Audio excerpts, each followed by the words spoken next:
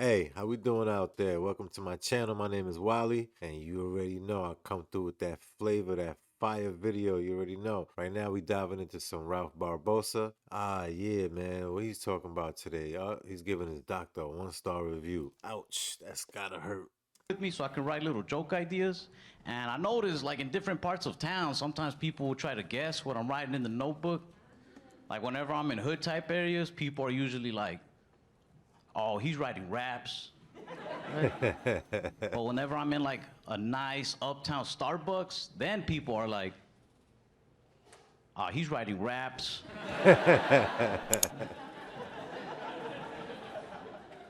One time I was like in a very like quiet, low-key coffee shop, and this girl comes up to me. She's like, "Hey, excuse me, are you writing poetry?"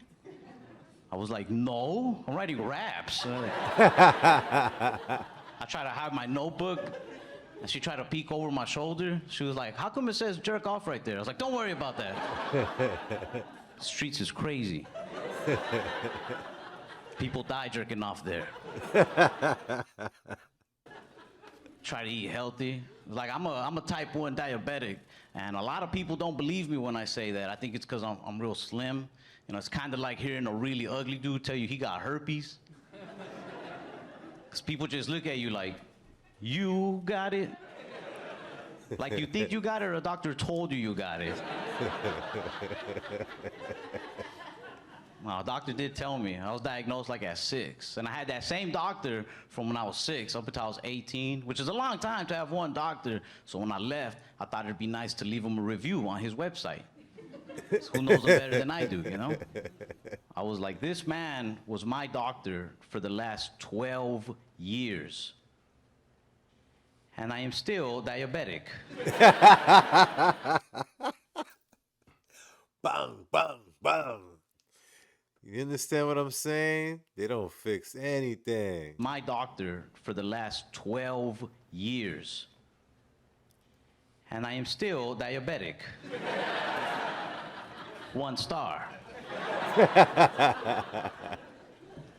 I left him 1 star because of the nurses he had working for him. They used to try to lift you up, but I didn't like it. 'Cause they'll say things like, you know, in time, you could actually find that diabetes could be somewhat of a blessing in disguise. I think I'd rather have just a regular blessing. Forget the The disguise. disguise part is really messing with my blood sugar. You're a horrible nurse. But I took her advice. Like years down the line, though, I was at a bar and some of my friends started a little fight. And this dude pushed me. So in my head, I was like, diabetes. I didn't want to fight him, so I said, hey, man, you don't want to do this. I'm diabetic. And this is one of those little things that sucks about living in America. He goes, me too, and then punched me in my face.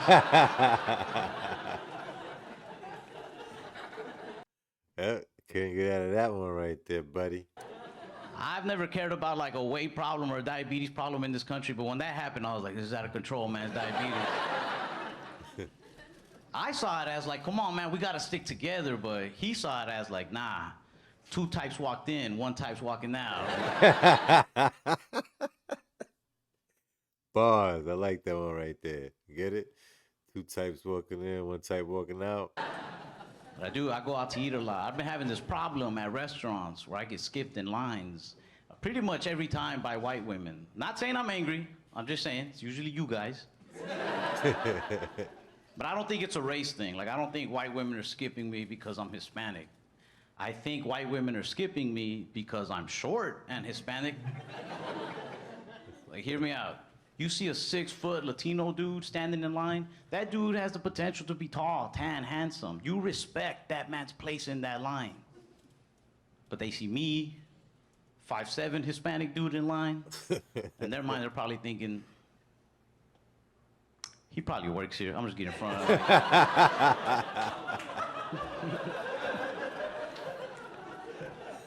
Hey, assuming. You know what they say when you assume you make an ass out of who? Yeah, you and me. I don't say anything though. I don't really think it's a big deal. If anybody's wrong in the situation, it's me. Because if it's a good-looking white girl, I'm like, man, whatever. But if it's like a white woman that has a ring on her finger, then I'm like, racist. I don't say anything though. I feel like I learned my lesson once, because I skipped a white woman once. I got in front of her and she goes, "You're gonna regret that." I was like, whatever. I didn't think nothing of it. I brushed it off.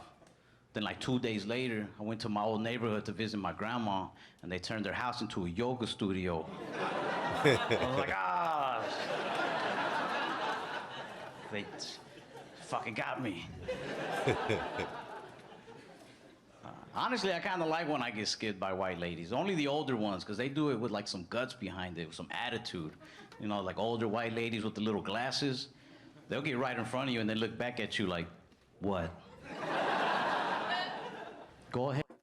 That is a fact. I had that happen to me a few times at the CVS and Walmarts. Older white ladies with the little glasses, they'll get right in front of you and then look back at you like, what? Go ahead, say something. This is a Target. Who do you think they'll believe? I'm like, fair enough, fair enough. I don't know where I fit in. I really don't. Like, I can't even hang out with my thug friends anymore, because we'll be smoking together and then they like to say cool thug shit, but it'll also hurt my feelings a lot of the time. They get real dramatic when they hit the joint and be like, man, dog, you know, when I think about it, all my real friends are either dead or in jail by now.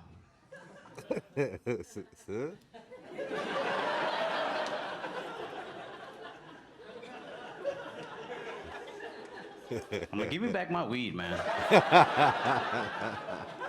Word, I don't want to hear none of that. I'm right here. I'm alive. What you talking about? Changing my Hulu password, too.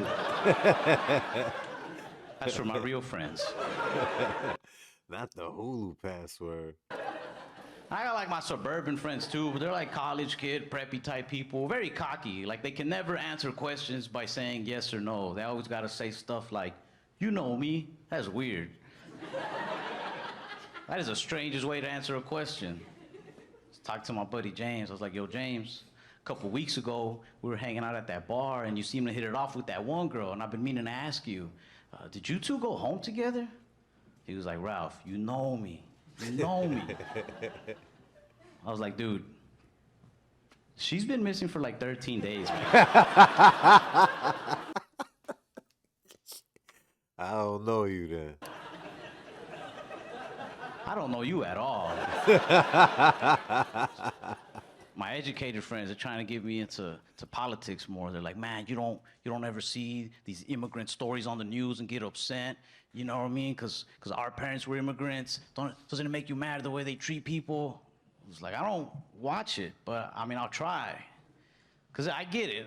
Everybody has something to be offended by, you know? Like, and I want to be a part of my people. I want to find something to get offended about. I want to be mad. I was watching all these different political channels, but I couldn't care much. Until I started watching CNN. They were doing this special on China.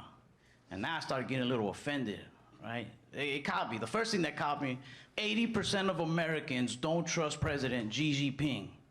And I don't think that's true, because I don't think 80% of us knew China had a president. I called my buddy Peng, because he's from China. I was like, yo, you guys have a president in China? He says, no. He said, it's more of like a chairman position. I was like, oh, well, I don't trust him. And I just kept watching. He said, the biggest threat to our country is the country of China. And that's where I got mad. Because China has not only clothed and fed me for the last 20-something years, but after every meal, they give me a little message of inspiration. China's my biggest threat? No. I'll believe they're my mom before I believe they're my biggest threat. They start pressuring me to vote a lot. I don't like that either. I miss being a little kid, getting pressured into more human things, like gangs, drugs. How you want to be pressured by that instead? You knew which one was dangerous. But with voting, you can never pick a right side sometimes, you know? Okay, you make a point right there. You think you know, and then somebody comes out of the shadows with some hidden facts that they read online. It's hard to know what's true or not. You'll be like, hey, yeah, I'm gonna go Democrat because I heard they got a good health plan. They're like, no, yeah, they do. It's a good choice. And then out of the shadows, somebody pops up like, but also, they eat children. Oh, Not the eating children part. okay, I don't want that. Let me check out the Republican side. And you get the facts on them. Oh yeah, they got a good budget plan. They're really trying to fix up the economy. You'll like it. And then out of those same shadows, somebody pops up with like, but also, they're the ones who purchased the children. Like I'm good on kids, man. I'm good. Pizzagate somebody? I do want to vote. I do want to, but honestly, I want to do it for bragging rights. I feel like one day there's going to be a badass president who legalizes all sorts of cool things across the country. Like mushrooms, weed, prostitutes. Not saying I'm just going to go indulge in all of these, but I would like to think if, by some circumstance I find myself sharing a legitimate blunt with a legal prostitute as we file her W-9. In that moment, I want to be like, you're welcome, by the way. I voted. I did this. It's just scary. Like, you really do got to get informed, man. You can't just make a snap decision. Like, I'm 25, but I don't feel like I'm old enough to vote. Like I want to pick a president, but at this age, like I'm still learning how to pick good mechanics. I got my wheel alignment the other day by a dude who guessed the price off the top of his head. I just pulled in. I was like, excuse me, sir, how much is it for a wheel alignment?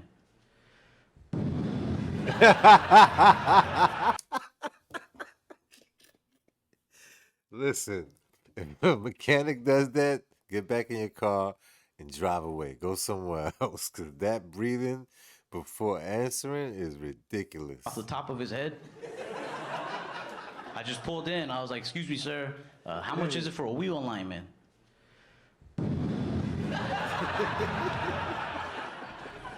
He was kicking my tires. I just looked at him like, I don't know either. But I went with him because he seemed trustworthy enough. But my car drives more crooked now than when I gave it to him. I don't know much about cars or politics, but I do know this. I do know that sometimes people running for office scare me for the same reason that mechanics scare me. Like, you ever notice people who run for office talk about the country the same way mechanics talk about your car? They're like, can I fix it? Yes, but I got to take it apart from the inside. Really? It's going to take me some time, especially because, look, I don't know if you saw this, but the guy who had it before me, he really fucked this up. They always blame it on the previous person. Same thing go for barbers. And not slick. Ain't no pass for y'all. Alright, well, on that note, if you like what you saw, make sure you hit that subscribe button and also hit the like button. And I'll see you on the next one. Don't forget to share this with your peoples. See you on the next one. Later.